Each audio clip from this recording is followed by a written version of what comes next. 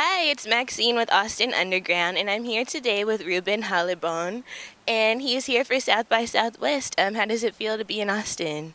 The three streets I've seen so far have been quite entertaining. But you know, you're down 6th Street, back down 6th Street, back down 6th Street, meet someone just next to you, and then it's good. It's a good That's time. cool. That's cool. Can you tell us a little bit about where you're from? Yeah, Norfolk in England. It's coastal area.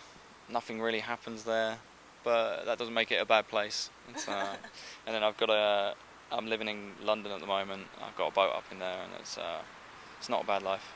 That's cool. That's cool. Can you tell us a little bit about your musical aesthetic, like your genre and what what you really like about it? Trousers.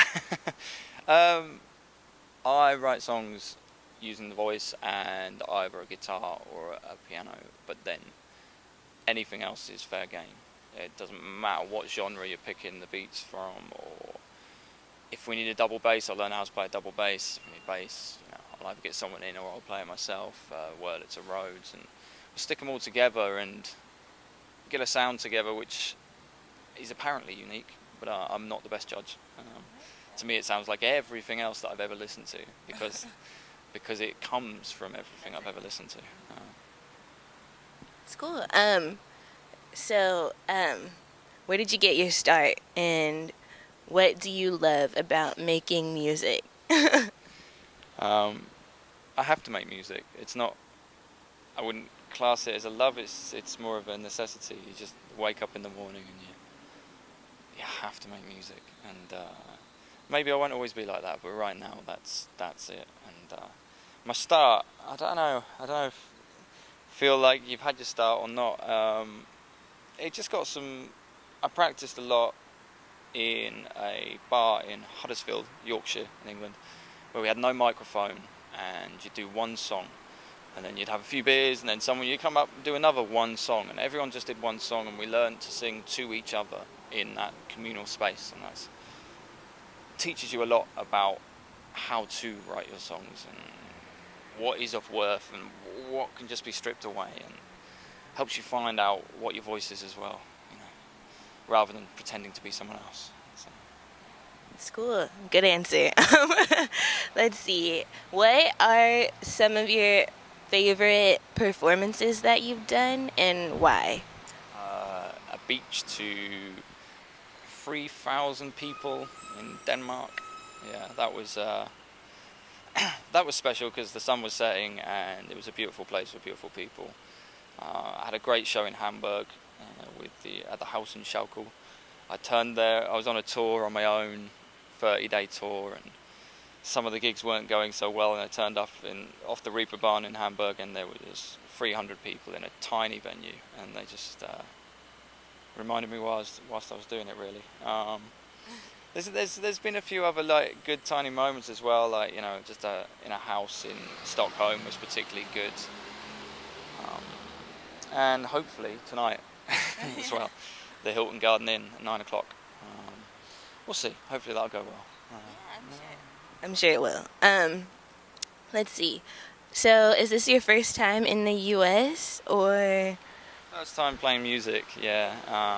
I've done a couple of trips. I stayed in Brooklyn for a month to look after a friend's cat, and which surprised the customs officer when I told him I was here to do that. Here to look after the cat, and then I took some time. I travelled across the country a bit, and went to Minneapolis, Seattle, Portland, all midwinter. Probably not recommended, minus 35 degrees Celsius, and yeah, that was cold. And then down to California and hitched and worked my way down the coast, and I really enjoyed myself. Yeah, and we're kind of, the label's based out in San Francisco, so I think we're going to be spending a lot of time out there. And hopefully the first big tours will be coming in the next couple of months, and then album release in the autumn. Awesome. So, is that what's next for you? Your tour, album? Can you tell us a little bit about that? 2 or 3 days to finish the record when I get home. I mean, it's pretty much finished. I've just, I make music with, I have 2 or 3 other producers who have helped me in places, but I mainly do it on my own, and kind of carve it out like a painting, and hopefully hopefully that'll come across when it comes out as being particularly me. We've got a few tracks. We've got Faces, which is I self-released, and that's got a little bit of hype, a little bit of buzz. People seem to like it. You know, well, that's a good start. It's just an extent. It's like an extension of my arm, my music. So it's kind of like just talking about myself. So. Yeah, that's what the interview is for. Let's see. Who are some artists that you're inspired by? Tom Waits changed my life, no doubt about that. Mark Bolan, by extension, Devendra Banhart, Radiohead. Elliott Smith is a stunning collection of songs to me. There's many days with many different things. There's some great music from the 90s that was kind of my period of growing up. OK Computer, The Doves, Elbow. Yeah, and loads of records which I might not mention because they weren't that good. You know, they're all in the collection, and they all end up forming what you do, influenced by everything. It's cool. Do you have any advice for other young artists like myself?